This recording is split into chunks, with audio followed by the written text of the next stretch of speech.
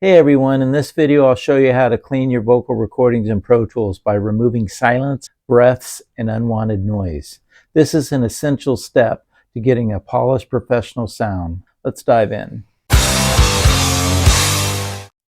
First we want to identify the problems. This green track here you see is a vocal track. And you can see here's something that's not a vocal. He's breathing.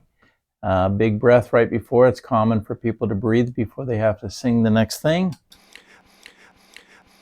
Another one, and all through this track we're going to find many of these things. So let's play just a little section of the vocal. Oh, talk to me so you can see what's going on. Oh, talk to me so you can see what's going on. So it's not bad. A little bit of breath here and there, and you know, we breathe. So, but if we want to make it spot clean, and I'll show you a reason why in a minute, getting rid of those breaths can help regain some space in our mix. Let's say you don't want any of those breaths or any of those noises. Sometimes you do because it might add a character or what have you, but let's say we don't want those things. What do? How do you get rid of them? Well, in Pro Tools, one easy way is strip silence. So I can highlight a section here, bring up this little plugin that's built in, and just decide where I want my beginning and my end. And by turning up the threshold, you'll see it respond here. You can see the little line here coming up. That's telling me the area that it's going to get rid of. So if I wanted to leave that breath, I can move the end point here, or I can go behind it and get rid of it. And the same thing with the end. I can say I want it to end right there on this word. The thing about it is, it's not exact. As you can see, this one looks fine, but this one is cutting off the last word. So what do?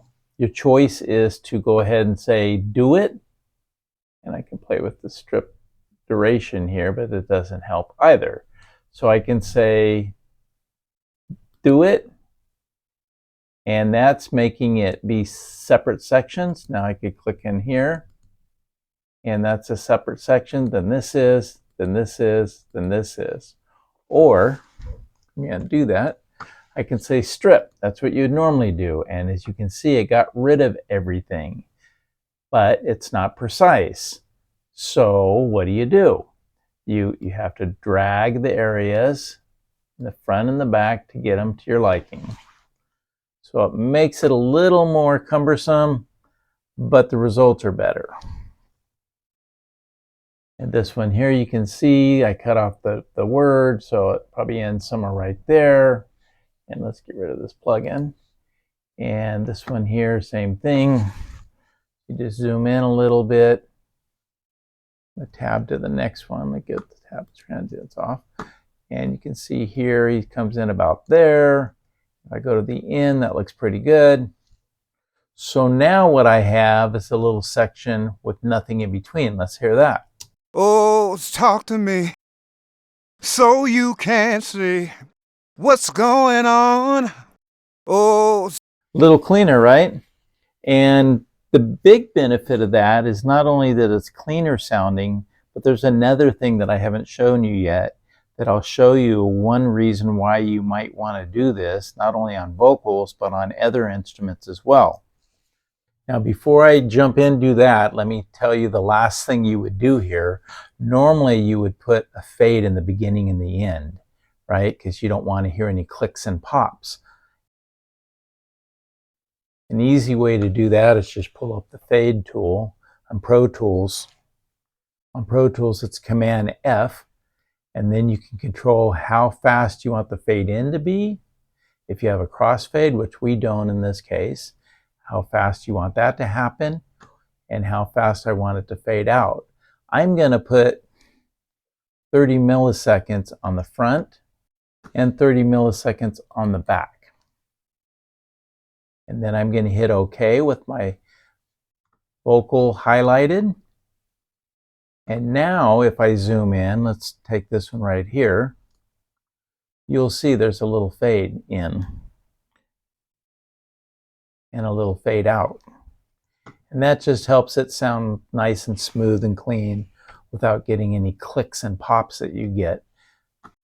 Oh, talk to me so you can see what's going on. Oh, talk to me so you can see what's going on. As you can hear, that kind of cleaned it up a bit. Now, I mentioned before the reason why you want to do this, and I'm going to show you.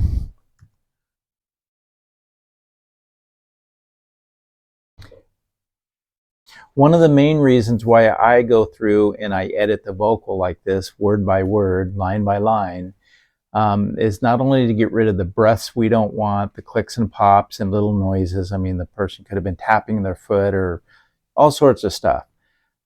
Another benefit for doing it is to get back some of your space in your mix. Let me show you. I'm going to pull up an analyzer here. And if I play this vocal, watch what happens in these quiet areas. Oh, talk to me so you can see what's going on. Now, as you can see in this area, he's not singing at all. But watch what happens over here. Watch this yellow line.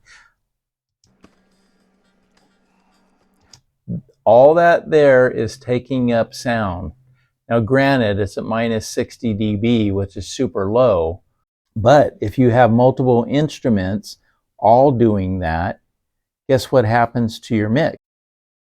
Let's see. I'm going to make 10 copies of this vocal track. Now let's watch our analyzer and see what happens to our mix. I'm going to move this over here so we could see it better. So now there's 10 vocal tracks, all these yellow ones.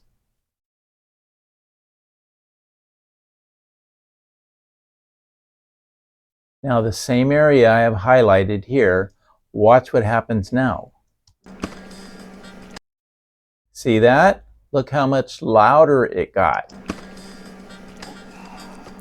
And this area here is low end, which takes a lot of energy and makes your mix more muddy.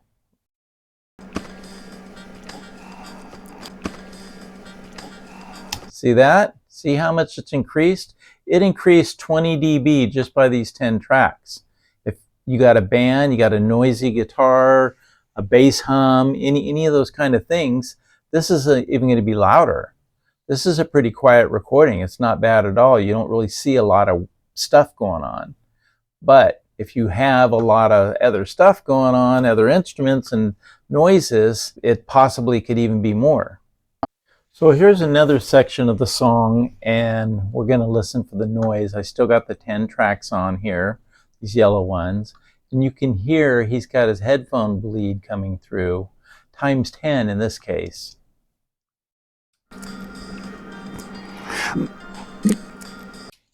And when you watch this meter now, in this section, it's even louder, probably 50 dB right here now. Let's go back to our original noise. You can see it's minus 60 dB, right? Minus 60, a lot lower.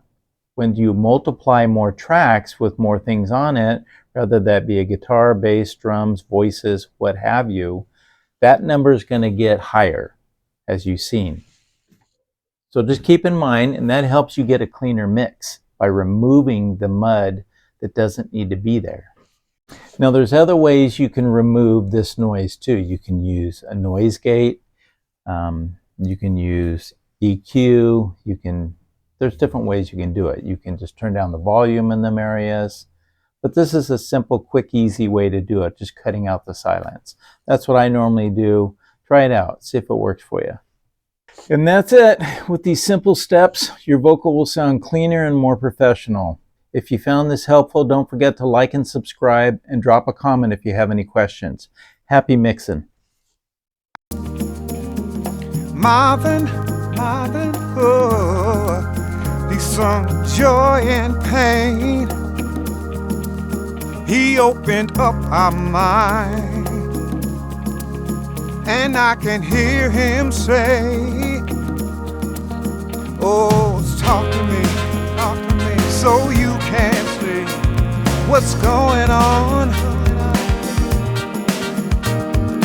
Say you will sing your song forevermore, forevermore. Gonna be some sweet sound coming